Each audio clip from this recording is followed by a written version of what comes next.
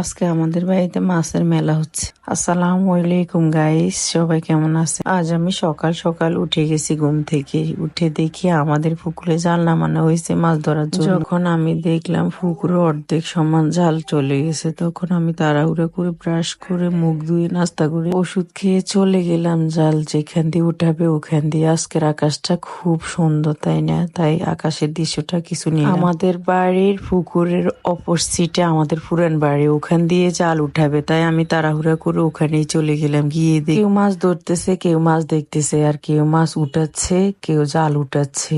এরকম দৃশ্য দেখে আমি ওখানে দাঁড়িয়ে পড়লাম।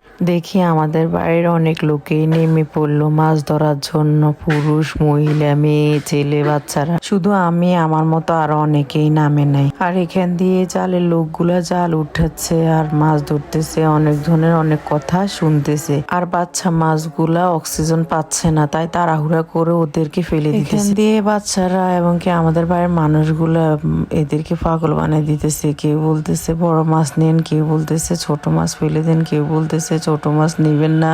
যেসব বাচ্চা মাছ ফেলে দিতেছে এবং কি মাঝারি মাছ ফেলে দিতেছে, ওগুলো অক্সিজেনের কারণে অনেকগুলো মারা যায়। বড় মাছ উঠছে কম, সব উঠছে গুড়া মাছ, তাও কাসকি গুড়া। এত কাসকি গুড়া কোত্থেকে আসছে জানি না, এই প্রথম আমাদের পুকুরে এত কাসকি গুঁড়া উঠছে। আর আগে কখনো এত কাসকি গুঁড়া উঠে নাই বা গুড়া মাছ উঠে নাই, কারণ বড় মাছ হওয়ার কারণে। বন্যার সময় আমাদের পুকুর যখন ভেসে গেছে তখন অনেক মাছ বাইর হয়ে গেছে, আবার অনেক মাছ ঢুকছে। আসলে কথার ফাঁকে একটা কথা বলি, আমার বয়স যে শুনতেছেন, আমার বয়সটা ভালো আসতেছে না, কারণ আমার গলা জালের ভিতরে কিছু পাক বা না পাক একটা নারকেলের ছোপ পাইছে দেখছে। একটা ঝাঁফি নিয়ে কাসকি গুঁড়া গুলা উঠাচ্ছে ওদের ঢামের ভিতরে এবং পাতিলির ভিতরে। এই ঝাঁফিটা একটা বাচ্চা থেকে নিচে, ওরা বলতেছে বাচ্চাটারে মাছ দিবে, কিন্তু বাচ্চাটা কিছুতেই মানতে পারতেছে না যে ওরা মাছ দিবে। ও বলতেছে ওই নিজেই মাছ ধরবে, ওর ঝাঁফিটা ওরা দিয়ে দেওয়ার জন্য। এক ড্রাম মাছ ভর্তি করার পর ওরা এখন মাছগুলা উপরের থেকে উঠাচ্ছে। এই ড্রামটা উঠানোর পর সবগুলা ডাম এবং মাছ